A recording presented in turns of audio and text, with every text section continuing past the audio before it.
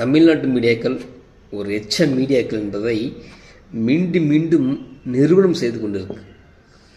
அதற்கு சின்ன உதாரணம் தான் அன்புமணி அவர்கள்கிட்ட கேட்ட இந்த கேள்வி. அது ஒரு முறை பார்த்துட்டு வாங்க. சார், எம்எல்ஏ அருள் பார்த்தீங்கன்னா சமூக வலைத்தளத்தில் நீங்கள் 3 நாளாக பண்ணிட்டு இருக்கும்போது அவதூறாக ஒரு செய்திகள்லாம் பரப்பி வந்துட்டு இருக்காரு சார். அது எப்படி இருக்கு நீங்கள் பார்க்குறீங்க? இப்போ இந்த வீடியோ நீங்கள் பார்த்துருப்பீங்க. இதில் அருள் ராமதாஸ் உங்களை பற்றி அவதூறு செய்கிறார், உங்களை பற்றி 3 நாட்களாக பதிவு போட்டுக்கிறார் அப்படின்னு சொல்லிட்டு அன்புமணி கேள்வி கேட்குறாங்க. நான் இப்பயும் சொல்கிறேன், அன்புமணிக்கிட்ட அந்த கேள்வி கேட்குறது தப்புன்னு சொல்ல வரல. ஆனால் அதுக்கு முன்னாடி இன்றைக்கி தன்னெழுச்சியாக ஒட்டுமொத்த விவசாயிகளும் எங்களுக்கு 3500 ரூபாய் ஒரு குவிண்டாலுக்கு வேணும்னு கோரிக்கை வச்சுருக்காங்க. இதுக்கு முன்னாடி ஒரு விவசாய சங்கம் கோரிக்கை வச்சா அதை இன்னொரு விவசாய சங்கம் நிராகரிக்கும். ஏன்னா ஒன்று திமுக பக்கம், ஒன்று அதிமுக பக்கம். ஆனால் அந்த 2 விவசாய சங்கங்களுக்குமே இது நமக்கு லாபம் அப்படின்னு நினைக்காது. அவங்க கேட்குறது தப்போ ரைட்டோ அதெல்லாம் நம்ம பயன்படுறோம் அப்படின்னு சொல்லிட்டு இந்த விவசாய சங்கமும் கேட்காது, அந்த விவசாய சங்கமும் கேட்காது. என்னன்னா, நீ போன ஆட்சி எதிர்த்த இந்த ஆட்சி நான் எதிர்க்கிறேன், அவ்வளோதான். ஆனால் 2 பேருக்குமே லாபம் அப்படின்னு நினைக்காது. நீங்கள் கர்நாடகா, ஆந்திரா, தெலுங்கானா, கேரளம் இங்கெல்லாம் விவசாய சங்கங்கள் எங்கிருந்தாலும் எந்த கோரிக்கை வைத்தாலும் அதை உடனே சேர்ந்து போராடுவாங்க. அந்த அரசாங்கம் யோசிக்கும், என்னடா இவன் நம்ம பக்கம் இருக்கான், இவன் போயிட்டு அவன் சொன்னான் ஓகே, அவன் போய் அங்கே போய் நிற்கிறான், அப்புறம் இவன் நின்னா இவங்க வந்து நிற்கிறான் அப்படின்னு குழம்பும். அதனால் அந்த அரசாங்கங்கள் விவசாயிகளுக்கு எதிராக எந்த ஒரு திட்டத்தை செயல்படுத்தாது.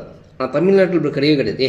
போன ஆட்சியில் நீ வந்து அமைதியாக இருந்தால, இந்த ஆட்சியில் நான் அமைதியாக இருக்கிறேன் அப்படின்னு சொல்லி சண்டை போட்டு இங்கே உள்ள மலைகள், மணல்கள், குவாரிகள், ஏரிகள் எல்லாம் அழிஞ்சு போச்சு.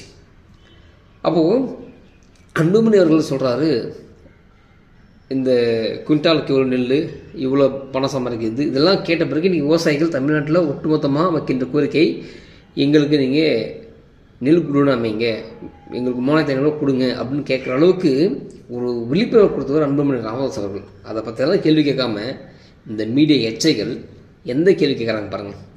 இன்னும் சொல்லப்போனால் இன்றைக்கு ஆறுகளில் எங்கே மேட்டூர் வரைக்கும் வந்திருக்கு அந்த தண்ணி, மேட்டூர் டேமில் தேங்கியிருக்கு, பச்சை பசைன்னு இருக்குது, கெமிக்கல் ரசாயனம் முழுக்க. கர்நாடகாரன் அவ்வளோ ரசாயனத்தை கலந்து விடுறோம்.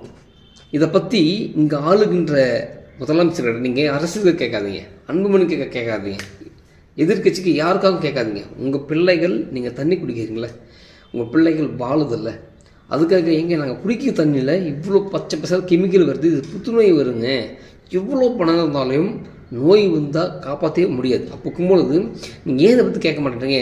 நீங்கள் ஆதரிச்ச கர்நாடகா, நீங்கள் ஆதரிச்ச காங்கிரஸ் அங்கே ஆட்சியில் இருக்கே அப்படின்னு சொல்லி எந்த அமைச்சராவது, எந்த முதல்துறை அட்லீஸ்ட் முதலமைச்சராவது கேட்டுருப்பாங்களா? கேட்காது. அதுதான் இந்த எச்ச மீடியாக்கள். அப்போ இந்த மக்கள் நீங்கள் கொஞ்சம் யோசித்து பாருங்கள். நமக்காக எவனுமே கிடையாது, நமக்காக நான் மட்டும்தான்.